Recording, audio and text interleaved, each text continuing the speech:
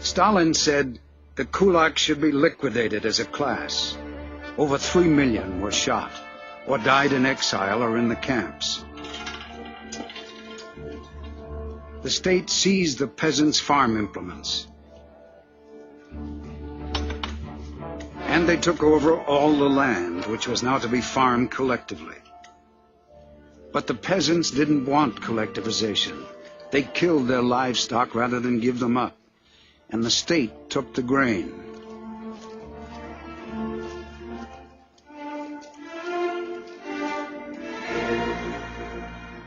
The result was famine. Over 5 years, 7 million died of starvation.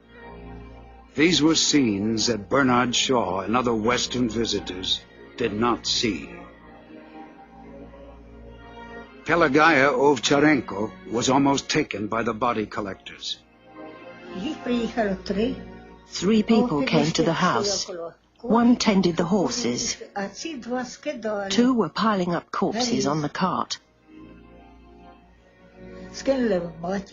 They threw on my mother. They threw on my father. My father gestured to me. The man said, "He's almost ready, he's almost dead." When my father gestured, I knew I had to go and hide. The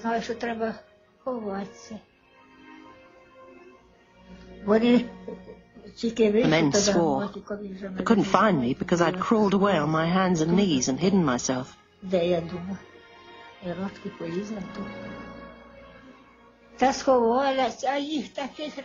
Corpses were piled up like bales of straw. The men took the cart to a big hole and tipped the bodies in, regardless of whether they were dead or alive.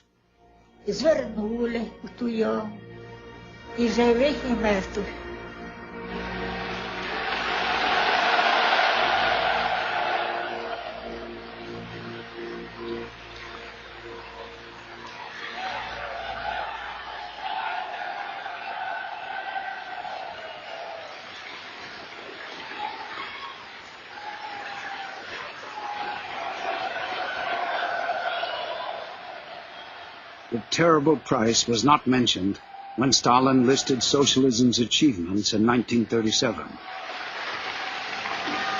На наших фабриках и заводах работают без капиталистов. Работают труженики фабрик и заводов. Руководят фабриками и заводами люди из народа. Это и называется у нас социализмом на деле. На наших полях работают труженики земли, без помещиков, без кулаков. Руководят этими работами люди из народа. Это и называется у нас социализмом в быту. It was said Stalin's ovations were so long because no one dared to be seen as the first to stop clapping. For Stalin was not just using harsh methods to push through changes he thought were essential. He was obsessed with destroying all potential opponents. Stalin, the leader of the first workers' state, lived in reclusive comfort.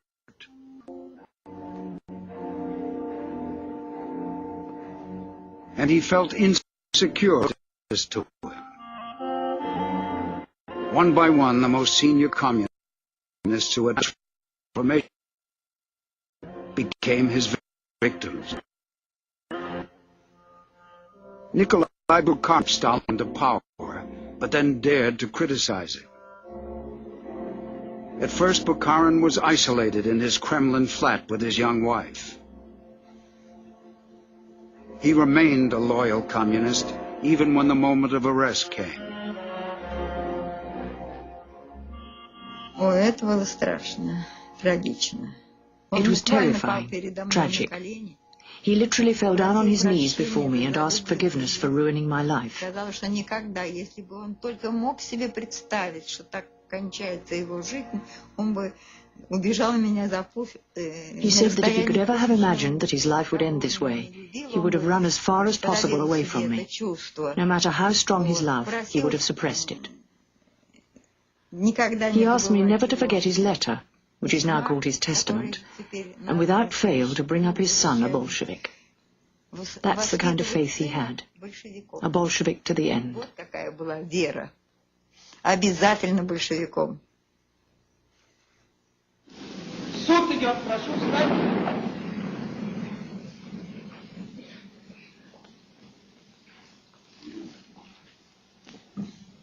Bukharin's fate was sealed at one of a series of show trials, specially designed as propaganda events to create fear and instill obedience.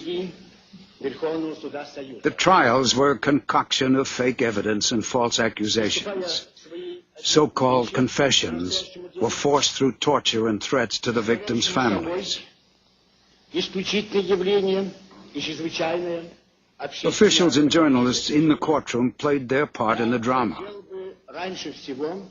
Boris Yefimov, who attended Bukharin's trial as a newspaper cartoonist, says he believed the confession he heard was genuine. How could I doubt it if with my own ears I heard Bukharin describe himself as an enemy?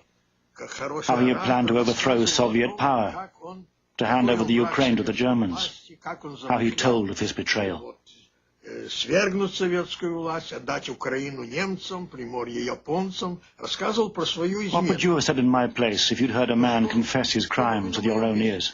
Если вы своими ушами слышали, как человек признается в своих... It was a kind of hypnosis. Это был какой-то, так сказать, гипноз.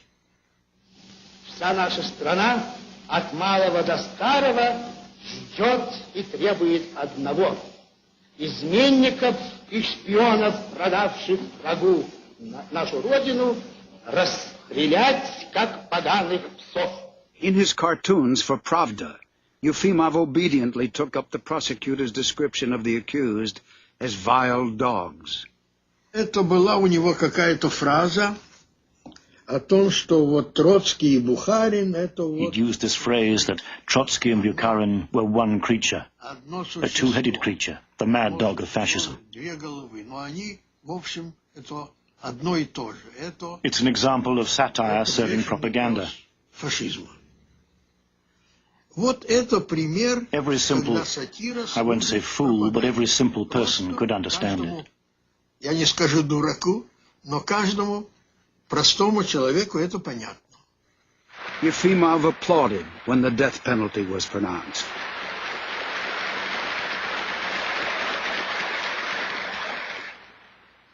When they read out his death sentence, something snapped inside me. I felt that I'd changed, that the lights over our wonderful Soviet Union were extinguished. Я чувствовала, что такое я изменилась, померк и весь наш прекрасный Советский Союз.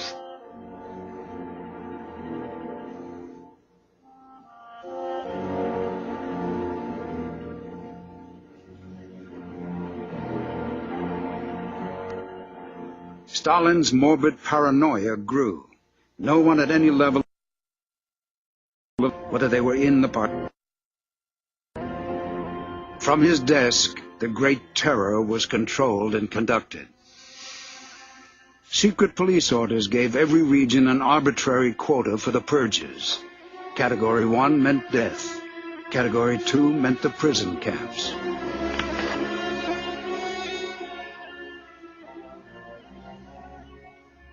But at times Stalin grew impatient. When he scribbled, give a supplementary quota of 6,000 people in the first category to Krasnodar, he was signing the death warrant for an extra 6,000 people.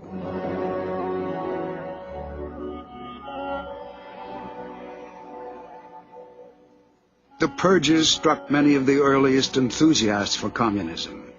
Mikhail Mindlin in Category 2 was arrested and interrogated by the secret police in Moscow. When the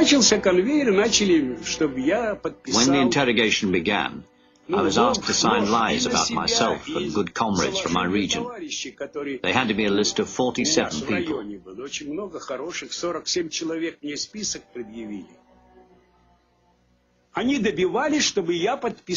They wanted to get me to sign a statement.